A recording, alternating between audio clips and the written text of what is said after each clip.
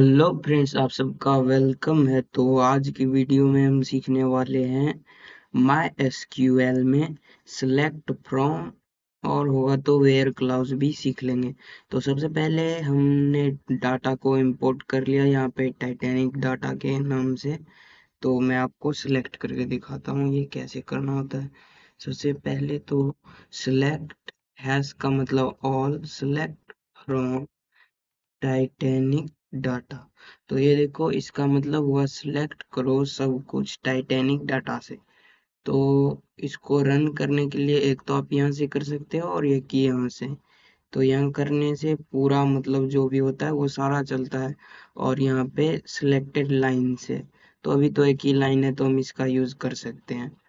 तो Titanic data कुछ इस टाइप से लोड हो जाता है। वैसे मैं आपको बता दूं, अगर आपको नहीं पता तो टाइटैनिक डाटा आप कैगल से डाउनलोड कर सकते हो। कैगल जो कि फ्री में आपको डाटा साइंस और एनालिटिक रिलेटेड प्रैक्टिस के लिए बहुत सारे डाटा सेट प्रोवाइड करता है। तो ऐसे हमने कर लिया ये सिलेक्ट फ्रॉम। अब उसके बाद अगर हम कुछ और करना चाहे, अगर सिलेक्ट फ्रॉम में ही हमको इतने सारे कॉलम नहीं चाहिए, तो हम कह सकते हैं कि मेरे को एक दे दो सरवाइव वाला, कॉमा एक दे दो एज वाला, और एज वाला देने के बाद एक दे दो क्लास वाला। तो ये मेरे को ये सब बताएगा। उसके बाद ये कह रहा है यहाँ पे कुछ एरर है, तो मैं इसको कट कर दूंगा। इसके बाद ये बता रहा है सब कुछ एकदम सही है। मैं यहाँ से मतलब इसका यूज करने से होता क्या है, बेसिकली हमारा जो भी प्रोग्राम है वो यहाँ के बाद एग्जिट हो जाता है। तो हम इसे रन करके देखते हैं।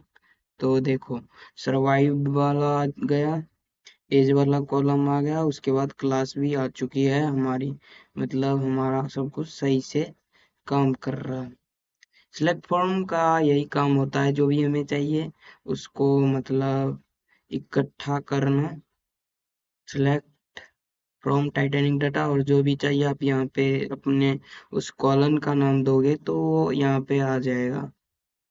इसके बाद और भी हम कर सकते हैं वैसे। इसके बाद अगर हम वेयर क्लाउज का यूज करें तो इसके लिए हमको यहाँ पे कुछ और लिखना होगा, जैसे कि सिलेक्ट ऑल फ्रॉम, यहाँ पे ऑल नहीं करना था, select all from Titanic data where where age equal to age equal to 30। चला के देखते हैं।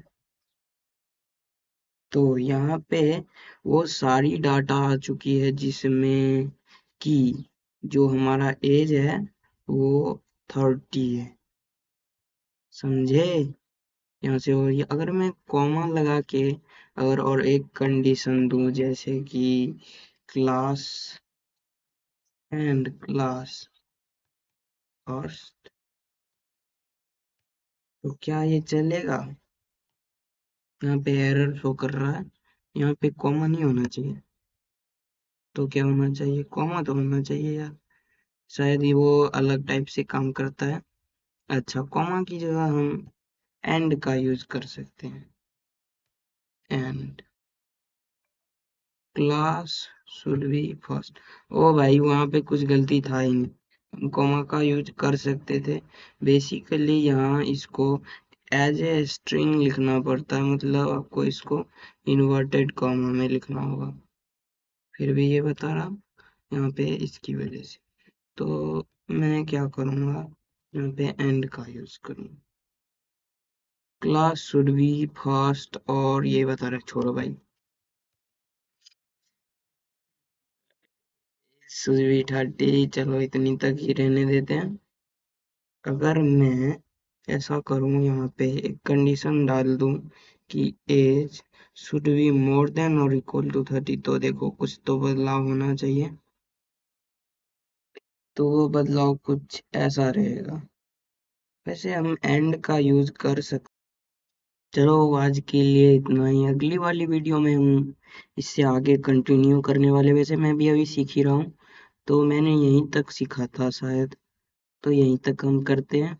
अगली वाली वीडियो में हम सिलेक्ट फ्रॉम और वेयर क्लाउज तक हमने कर लिया है, इससे आगे कंटिन्यू करेंगे।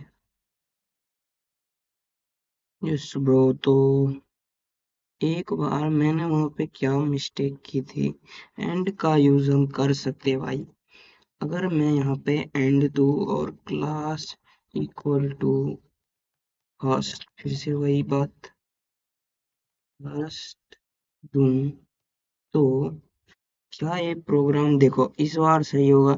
शायद हम यहाँ पे इक्वल का साइन नहीं दे रहे थे, इसी वजह से हमको एरर शो कर रहा था। तो मैं इसको एक बार चलाऊं, तो यस ब्रो देखो हमारा प्रोग्राम चल चुका है। वो मैं थोड़ा यहाँ पे गलती कर रहा था कि इक्वल टू नहीं दे रहा था। तो आज की वीडियो में बस इतना ही, मिलते हैं अगली वीडियो में।